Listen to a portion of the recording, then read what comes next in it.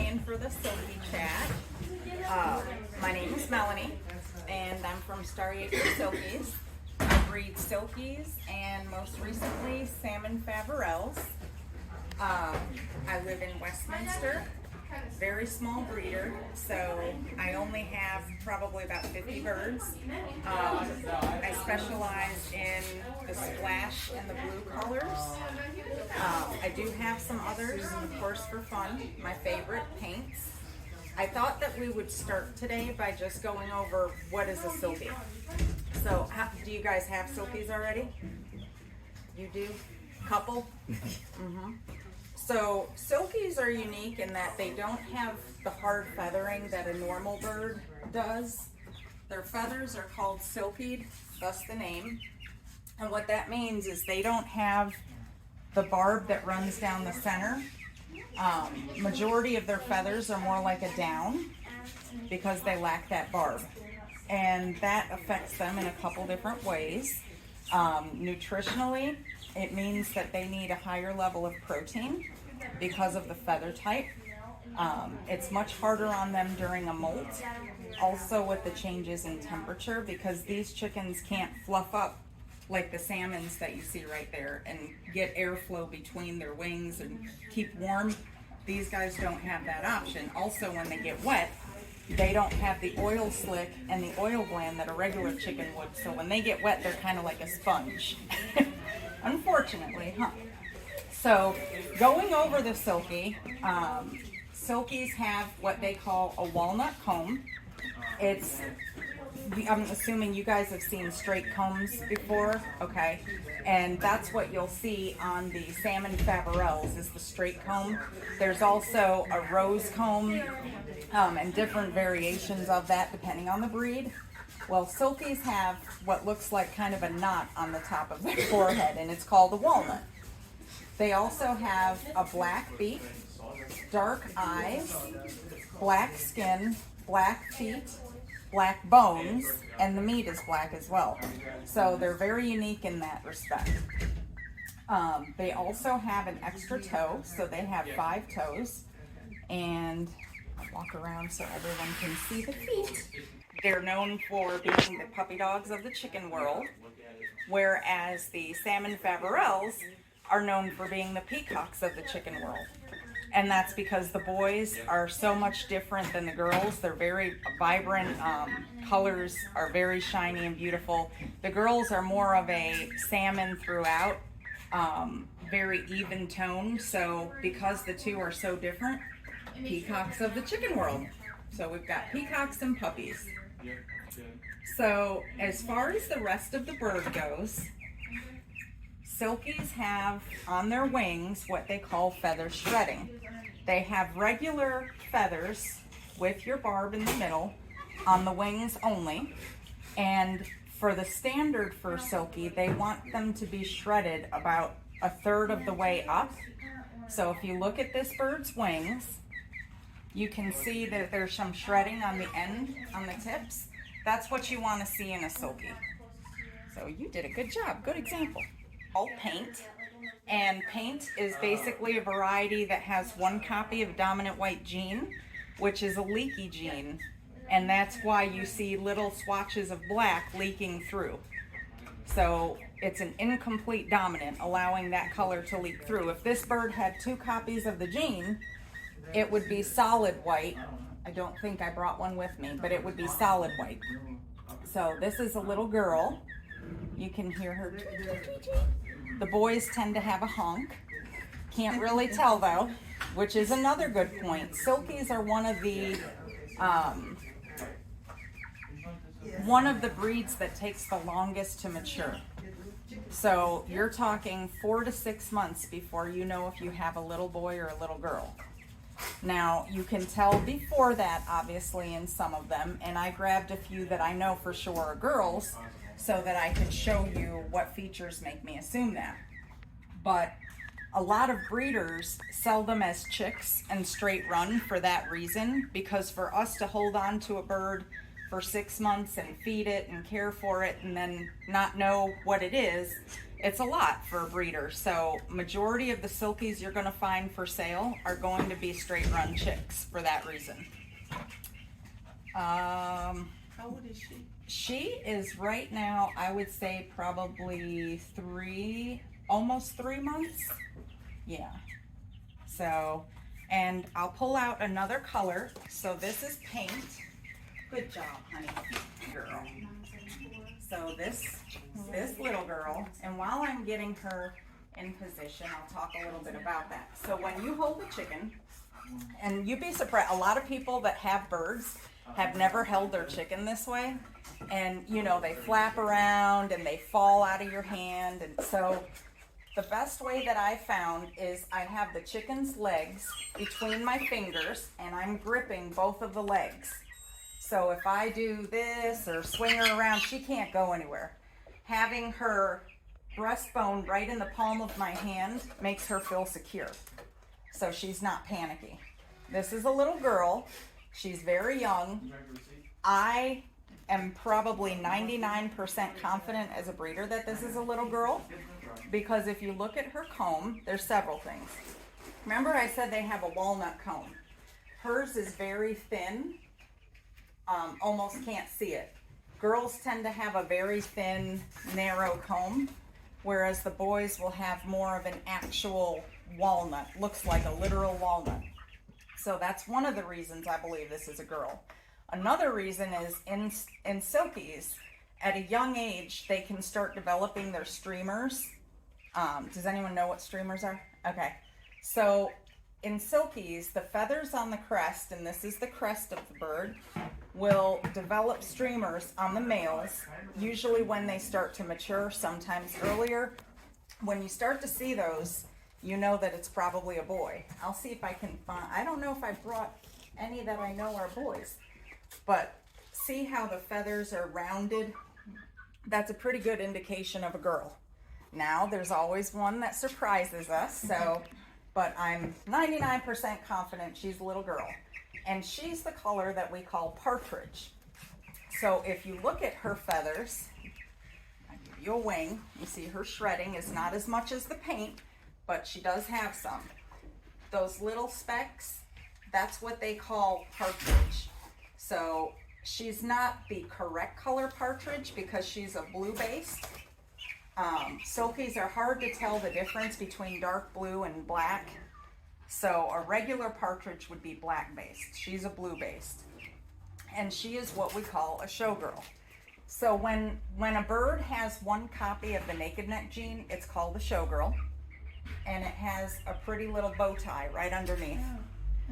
When they get 2 copies of the gene, they don't get a bow tie, and they're actually called strippers. That's the terminology. So strippers and showgirls. We'll take you out. Now this one is a solid black.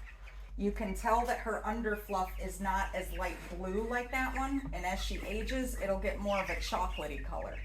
But it's very difficult in a dark blue, which I have a dark blue girl in there, and black. So just a little fun fact on coloring in silkies.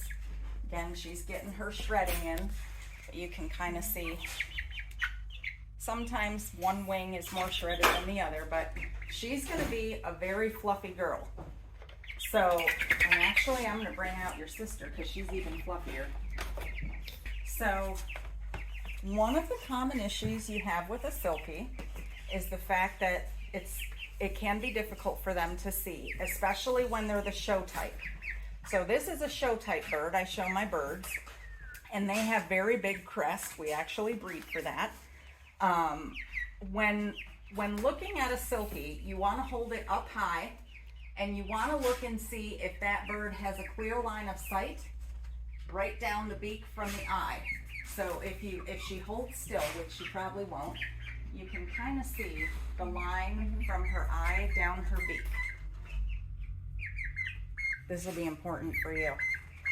So what happens is they get so fluffy sometimes it hinders their vision, and you can do one of 2 things. If you have a pet bird, you can give it a little haircut, or if like me you show, you can pluck some of the feathers that are right along the eye. So, and it doesn't hurt. It's just like if we tweeze our eyebrows or, you know, it doesn't hurt them. You do it very quickly. I would recommend having somebody show you the first time, but it doesn't hurt them and it allows them to see. Also, if you were to show a silky and they couldn't see, the judge would actually take points off for that. So, do you have any questions on the birds so far? Are they cold hardy at all? They are very cold hardy. They struggle a little bit in the warmer temperatures because, again, they can't cool off like a regular bird would with fluffing up. So in the summertime, there's several different things that you can do for them, and these are not birds that tend to roost. They tend to be very low to the ground. So one of the things I do, it's okay, honey, it's okay. Very dramatic right now. So what I do is I take a brick and either one of the rubber feed pans or one of the metal like pig feed pans. I put the brick in the pan and fill it up with water, and the evaporation allows them to cool themselves naturally because the heat resonates through their feet. So if you can cool their feet, it usually will help them. And the same thing is like spraying down your run or the grass so that they can be on cool ground. I don't know if she's gonna let me, but another thing you can do for their vision, and again, she's young, I have not groomed her, so we'll see if she'll allow me. Normally I'd be sitting, so let me see. No, she's all right. Let's do a fashion show, honey. Oh. Wants to demonstrate the accessories you can use on your silkies. So one of the most hilarious things that I have seen is that the birds that can't really see so well live, you know, like I may have 5 to 7 birds in a pen, and when it gets really hot out and they're having trouble seeing, I'll put ponytails in all of the birds in that pen. And all of a sudden, these birds that have been living together forever, they don't know who the bird beside them is, and they start chatting and panicking. It's hilarious. It's like, you've been living with this person for a year now. So I have a couple Polish that I have to do that too. now this is a frizzled silky. You can have 2 different types. So there's 4 feather types on a silky. Regular silky, frizzled silky, satin, and satin silky. So this one is a silky frizzle. You can see the shredding, but it's a little different. Her feathers are growing in curled backwards. So if you look at her neck, you can see that her feathers come forward instead of back. And she still has the same feathering as the other bird that we just looked at, just growing in a different direction. So, and this is actually, frizzle would be her category if she were to do a show. She's a non-standard variety, and again, I suspect 99% girl, although trying to bite me is not good. So, because if you look at the comb, it's very similar to the last one. So, that's one of the 4 varieties. Now the next one, this naughty little girl, actually this one, the jury is still out. This one is also a paint, but she has smooth feathers. She has the barb in the center of the feather, and she's what some would argue is not appropriate, but what we call a satin in the silky world. Same characteristics, same temperament, 5 toes, black skin, just has a smooth feather type. And she's very soft, so if you want to feel the, very soft. Oh yeah. Softer than most chickens. That's a smooth frizzle. Softer than the average chicken. Definitely. So again, all the same features of the other 2 birds.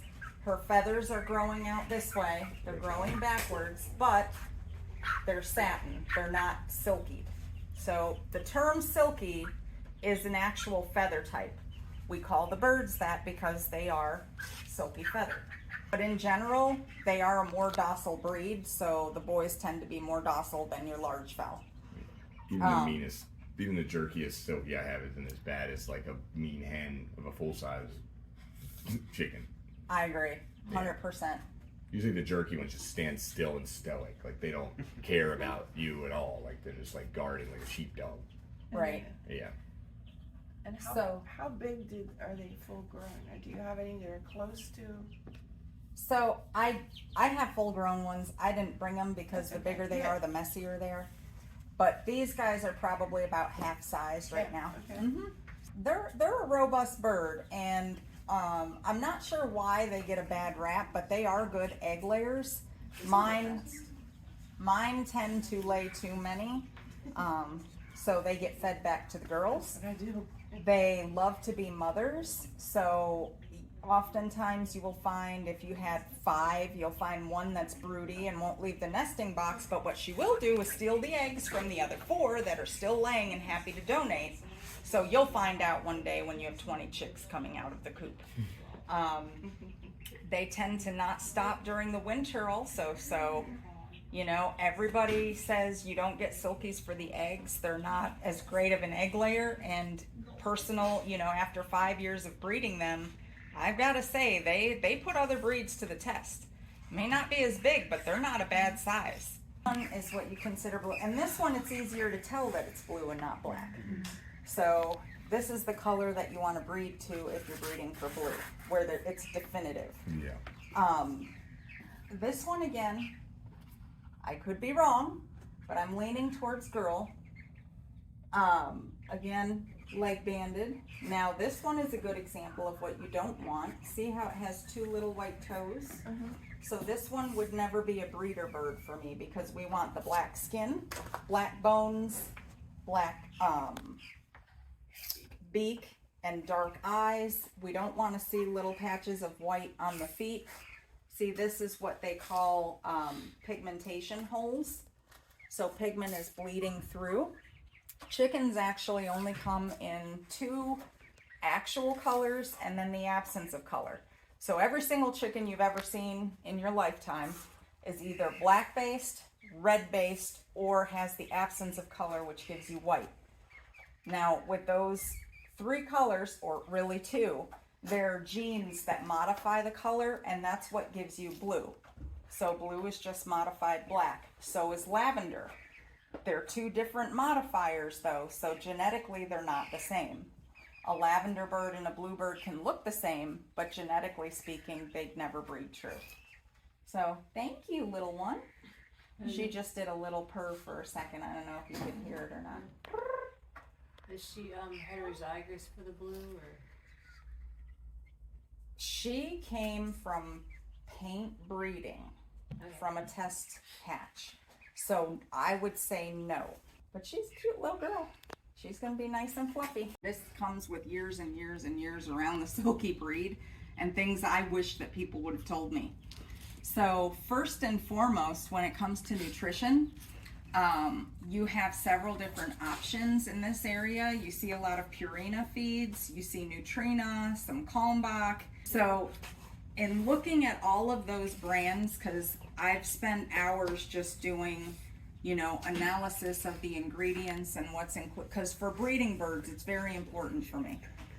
Silkies in general tend to be deficient in several vitamins, especially the B vitamins in particular. They also need higher protein, which we talked about with the silky feather type, because it takes a lot more energy for them to maintain temperature, to dry off, you know, they can't heat and cool themselves, so it takes a lot more energy, especially during a molt. They need a much higher protein. If you think about your layer feeds, and there's nothing wrong with layer feeds, every feed has a purpose. When it comes to the silky breed though, even if you have silky hens, layer feed is only 16-ish, sometimes 18, sometimes even less protein. I always try to feed a minimum of 20% to my silkies, whether they're boys, girls, hens, chicks. My minimum personally is 20%, but that's because my birds are in a breeding program. Nutrina is one of the brands that I recommend. There's really only two that I would recommend for the Silky breed in particular, and those two that I am familiar with. It's Nutrina and Kalmbach. Both of those brands are good feeds. I can tell you Kalmbach is not always readily available. It's one of the harder ones to get. And so I usually tell people that Nutrina is perfect. If you're not breeding or showing and stressing the birds, Nutrina is a perfect everyday feed for silkies. For all of the chicks, I would start them on we have the chick feed. There is an 18% always non-medicated for silkies. We'll talk about that when we get to the treatments and whatnot and coccidia. Always non-medicated for silkies. There's a reason for that. But I always recommend the non-medicated chick starter, and if you can get it, the meat bird is a 22%, and that's one that I definitely recommend. This one here is 22% protein crumble, and that's actually really good for your chicks starting out. Give them the best start. Once they get to right around the age of the ones in the middle there, I start to transition them to a pellet, and I use an all flock pellet. I use all flock because for me, I always have boys and girls, and if you feed too much calcium to the boys, they can't process it. They go into renal failure. So for me, it's easier to feed something that I can give everybody. Nutrina actually makes a great all flock. It comes in a purple bag. That's 20%. They also have, and again, if you're not breeding or doing anything stressing the birds, this is an 18% all flock, which is good as well. So Nutrina has a variety of feeds, but as far as brands go and nutrition, as far as vitamins and what the silkies need, I highly recommend Nutrina feeds. So going into the nutrition a little bit deeper, I told you there was a reason to use non-medicated. Silkies tend to be deficient in vitamin B, and the additive in the medicated feed is the same one that you would find in Corid. It's the Amtrolium. And what that does is it treats coccidia by blocking the absorption of vitamin B. So, and that's what kills the parasite because they feed off of the vitamin B. So when you take a breed that tends to run deficient in vitamin B and you combine that with an ingredient that inhibits the absorption of vitamin B, it's kind of a double whammy, and you know, you're going to end up with birds that start showing symptoms like wryneck or typical deficiency symptoms. And at that point, when you start seeing the symptoms, it may be too late for the bird. So there are ways to treat that as well that we'll go over. But I always tell people, if you buy a bird from me, you get me for life. You get me as a resource for life. And if the birds ever have issues, I tell people, call me and let me know. I'll talk you through whatever knowledge I have to help you, because with silkies, it's a delicate balance. One of the medications, and again, this is what's in medicated feed, one of the medications is Corid, which is a very good medication, and it usually does knock it out. If you have to do this, you treat the water with the Corid for usually 5 days, and then follow up right after with probiotics and vitamins. I give all of my silkies vitamins regularly, usually a couple times a week. I use Poultry Cell, which is a good all-around vitamin, and I want to show you the Nutri-Drench. Poultry Cell contains all of the essential vitamins and minerals, and you can see on the back it has the vitamin B, it has selenium, A and D. Everything you need is in here. Maybe not in the highest amounts, but the right combination is in here. When you look at Nutri-Drench, this will save a bird hands down. If you have a chick that is just failure to thrive, won't get up, won't eat, this, and this is actually made for goats, it's made for other species, but Nutri-Drench is designed to give that animal an instant boost. And that's exactly what it does. It gives the animal what it needs to get it functioning enough to where you can treat it, medicate it, and it will eat. I've seen that happen with a goat that was down. Give it Nutri-Drench and the goat got up and started eating again. It didn't cure it. It just gave that animal a chance, a fighting chance. So if you have chicks, or even if you have older birds, if something happens and your bird is just droopy, you know, not thriving, and you give it some Nutri-Drench, it will start eating 9 times out of 10. I can't make any guarantees, but this is a good supplement to have on hand. And the poultry cell is more of a general every week, once or twice a week. You can add it to the water. I use chick feed for all my birds and make a mash. Now this is not every day. They're not that spoiled, but they do come running for it. They know what it is. I use warm water and I mix my poultry cell in the warm water. I make it very concentrated. And then I mix my chick feed in the warm water so that I know it's absorbing and every last bite is going to have the right amount of poultry cell. And the birds love it and they don't know mommy just made them a bowl of vitamins. So the other thing that I do, and I recommend for Silkies, because again we're talking about the B vitamins, Nutritional yeast.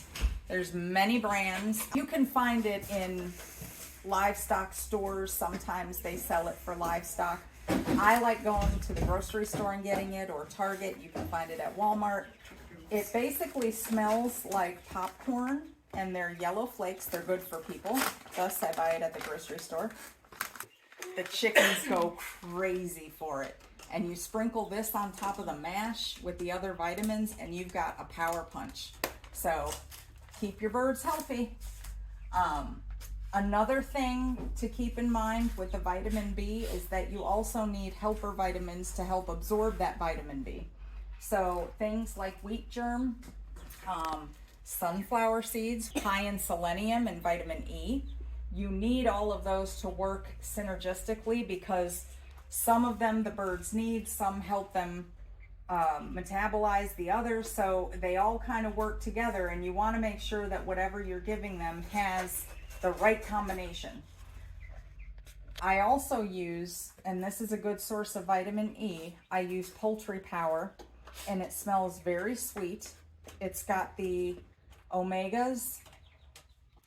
I'll let you say this. It's crazy how good it smells. That, you know, it's for the health of the bird, but they don't know that. They just know they're getting bubble gum. So, and they love it. So, you know, I'll mix that into the mash sometimes. You can actually mix that right into the dry crumble and feed it to them that way. The other thing you want to do is make sure you give them probiotics, because you don't want any pasty butt. I think everybody's probably seen that and dealt with that at some point. It can be a nutritional thing. It can also be a heat thing. So, especially in the chicks. I use a lot of herbs, and I mix them, specifically the garlic. When I'm dumping my bags of feed into, I use metal trash cans for all my feed, keeping out rodents and moisture and all that good stuff. I always use metal. I don't trust plastic. That's just me. Plastic will leave mold in it. So I put garlic in there, and I actually line the bottom of my trash can with DE, because DE is food grade safe, and it actually will kill if you have, I know it's controversial, but you can feed it to your chickens. Obviously you're not going to feed them straight DE, but if there's a little bit in their feed, and some people do add it, it is fine for them, and it does help control the bug population. So I put that in the bottom just in case there happens to be any bugs. It could come in a bag of feed. You don't know. Doesn't have to be from the environment. So I put that in the bottom, and as I'm pouring every, like quarter of a trash can, I sprinkle in my garlic. Again, very big deterrent for the bugs. And it also gets into the chicken system, and the bugs don't like the garlic, so they're less likely to live in the birds. So it's a good all-round additive if you want to add it to your feed, and that's for any breed, not just the small fowl and bantams, but large breed, turkeys. This is straight garlic powder. It's garlic powder. The one thing you want to make sure with everything is that you don't get anything with salt. because there is a garlic salt, so make sure you just have the powder. Ginger is a very good, it's not an antibiotic, but it is a great general health additive. I use this usually in the winter time, or if the birds are looking a little sluggish. If I have an outbreak of coccidia or something that I'm treating, I give them a little boost to their immune system. So ginger is a good one. Cinnamon is also a good one. And cinnamon, if you have a mouse or a rat problem, I cannot say enough good things. You can get this for $1 at the dollar store and sprinkle it around the entire perimeter of your coop or your run, wherever these little buggers are coming in from. And I guarantee they will snub their nose at it. Now, this is not the only method that you should be using, obviously, but when you have an issue, take a whole shaker of this stuff and sprinkle it right where you're having the issue. I will even throw it in the hole, just so the next time they come, they know I mean business. But very good. And you can use it in your feed. Again, if you're afraid of mice getting into your feed and stuff, and you've got the garlic, you've got your cinnamon, you should be good. So we talked about those three. Wheat germ we talked about. Sesame seeds are another good treat for them. Again, it's, you know, you want to give them treats that they're getting something from a nutritional standpoint, not just like you wouldn't give your kids, you know, Burger King every single day, every single meal. You want to give them the good stuff, maybe give them a treat every now and then, but you want to make sure that you're giving them good nutrition in every bite. Otherwise, you know, that's your money that's kind of coming out the other side there. But probiotics we talked about, these are actually a good source of protein. These are just your average, get them at the store, split peas. There's a lot of different things that, you know, you'd be surprised you can shop for your birds at the grocery store and come up with a really nice scratch. These are essential, and even though I feed a good quality feed, I still make the oyster shell available to all my girls at all times. The grit, I even start at this age putting it in their feeders. This grit by Nutritional is such a small, it's such a small little crumble that you can give it to the big birds, you can give it to the chicks. And sometimes there's a misconception about silkies that they should only eat crumble because they're small and they can't handle pellets. Completely not true. Don't let them fool you. They chug down a whole blueberry. Like it's Right, nothing. exactly. And if you give them crumble as adults, they're just as messy as any other breed. And another go-to is just your black soldier fly larvae. Mealworms are great too. You get a little more punch with your black soldier fly, but all of those bugs are really great for them in the winter time. I also, now not with the white ones, but with the darker colored birds, and mostly my smooth feathered varieties, I give handfuls of corn before bed in the winter time because that provides the heat calories for them to stay warm overnight. I think that's about it for the nutritional side of things. Watch list. So there's federal funding and grants available to work with that breed. There's only a handful in the country. Most of them are overseas. They originated in France, and they are a dual-purpose meat and egg, so they can compete with the silkies as far as eggs go. They don't get much taller or much bigger than this, but they are very hardy. Like, these are heavy birds, and you can tell the difference between picking up one of them and picking up a silky.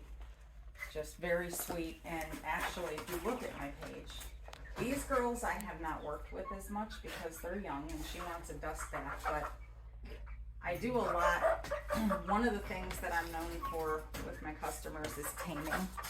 Like, when you buy a bird from me, you're not buying a bird that was in a cage and is a little bit feral. You're buying one that has sat on my shoulder, walked around in the yard, done chores with me. I try to do that with all of them so that they're tame.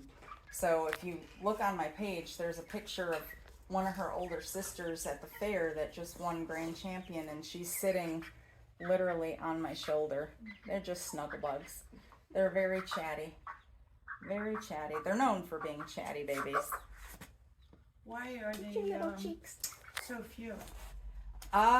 Because there's a very small genetic pool in the United States. It's just that the United States doesn't have any, and it's so hard to import and export eggs. Basically, for me, impossible for someone like myself. I mean, there is a way to do it. You can get certification to have them sent, but there's just not enough of us out there, and the breed club is very small, very limited. Even the standard for the birds, there are not as many resources available, so yeah, but I love them, and I actually just recently started breeding them because I went to a show and a bird laid an egg in front of me. I caught it on video, bought the egg for $10 from the little girl, and took it home and it hatched. And that was Samantha Jean, who just won the show. Oh, wow. So, and now here we are, 20 birds later. So you'll see them soon. They're very thick when they're full grown too. They're like Yeah, they're very solid pretty. little birds. Good for the cold weather. Very good for cold weather. And they have the muffs, which is rare. You have the Americanas, but these guys get the same muff.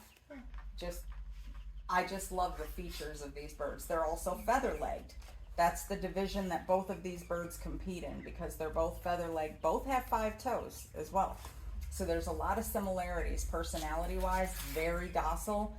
These guys would be the class clowns. Puppies and class clowns as far as personality goes.